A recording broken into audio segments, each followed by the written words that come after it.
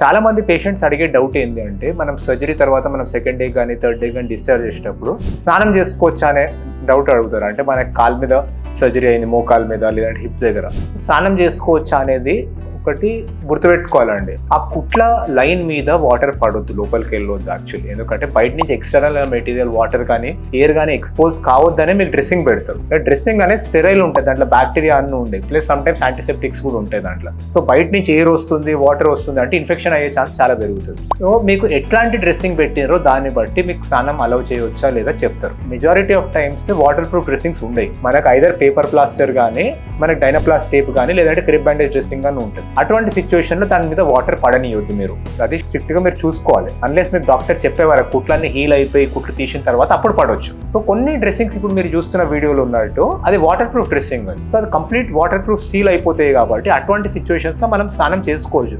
నీళ్లు పడనివచ్చు కానీ ఎక్కువ టైం వాటర్ లో పెట్టొద్దు. అంటే లైక్ మన టబ్లో మునగడం అట్లాంటివి కాకుండా దాని మీదకి లైట్గా నీళ్లు పడవచ్చు. కానీ మెజారిటీ ఆఫ్ టైం మనం డ్రై పెట్టుకోవాలి ఆ స్కిన్ ని అండ్ సరౌండింగ్ స్కిన్ ని ఇన్ఫెక్షన్ ప్రివెంట్ చేయడానికి. వన్స్ స్టిచెస్ తీసిన తర్వాత వోంట్ కంప్లీట్లీ హీల్ అయిపోయి ఆ స్టిచెస్ హోల్స్ కూడా హీల్ అయిపోయిన తర్వాత అప్పుడు దాని మీద కూడా స్నానం చేసుకొని అలా పర్మిషన్ ఇస్తారు మీకు. Thank you.